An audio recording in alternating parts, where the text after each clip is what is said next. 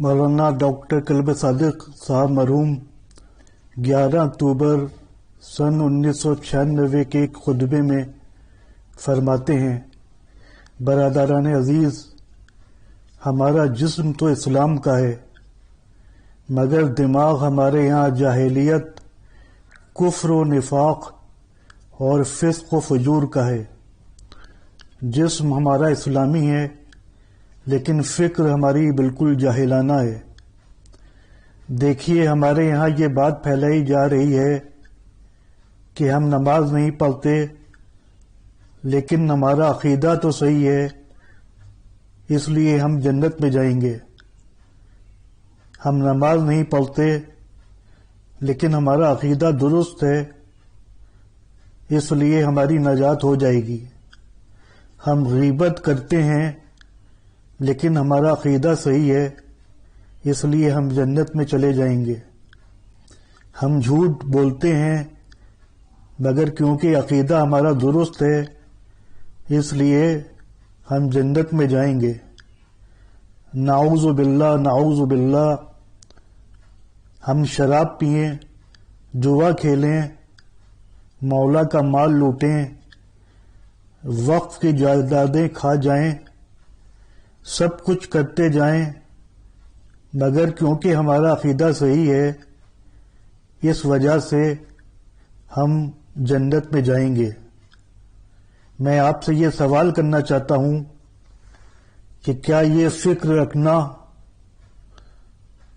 اور یہ سمجھنا کہ سب کچھ کرنے کے بعد بھی ہم جنتی ہیں، یہ قرآن مجید کے اصولوں کے خلاف نہیں ہے؟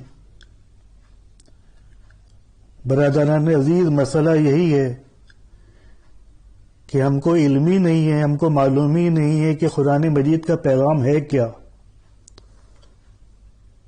ہم کو معلوم ہی نہیں ہے کہ قرآن مجید نے جو فکر دنیا کے سامنے پیش کی ہے وہ فکر ہے کیا۔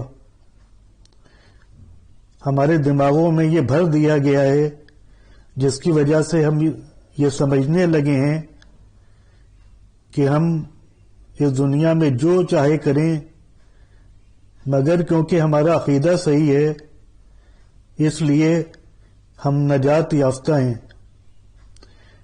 جبکہ قرآن مجید کیا کہہ رہا ہے۔ آئیے ہم دیکھتے ہیں کہ قرآن مجید اس سلسلے میں کیا فرما رہا ہے۔ قرآن مجید صاف لفظوں میں فرما رہا ہے کہ ان اللہ لا یہدی القوم الفاسقین، بے شک اللہ گناہ گاروں اور فسق و فجور میں اپنی زندگی گزارنے والوں کی ہدایت نہیں کرتا۔ اللہ ان لوگوں کی ہدایت نہیں کرتا جنہوں نے اپنی پوری زندگیاں گناہوں میں بسر کر دیں اور فسق و فجور میں بسر کر دیں۔ برادران عزیز، اب آپ بتائیے کہ قرآن مجید تو کہہ رہا ہے کہ ہم فاسق و فاجر اور گناہوں میں زندگی بسر کرنے والوں کی ہدایت نہیں کرتے، لیکن ہمارے ملک میں بہت سے ایسے افراد جو منبر پر تشریف لے جا رہے ہیں وہ لوگوں کو ابھار رہے ہیں کہ تم کو اس وقت تک ہدایت نہیں مل سکتی، تم اس وقت تک ہدایت یافتہ نہیں ہو سکتے جب تک تم لوگ فسق و فجور میں مبتلا نہ ہو جاؤ۔ وہ لوگوں کو ابھار رہے ہیں کہ بس اپنا عقیدہ صحیح رکھو اور اس کے بعد جو چاہے عمل انجام دو۔ مسئلہ برادران عزیز یہی ہے کہ ہمارے یہاں منبر پر تشریف لے جانے والے حضرات کی ایک بہت بڑی تعداد ایسی ہے کہ جو خود ہی دین کے پیغام کو نہیں سمجھتی۔ قرآن صحیح تلفظ اور صحیح قرأت کے ساتھ ان کو پڑھنا تک نہیں آتا۔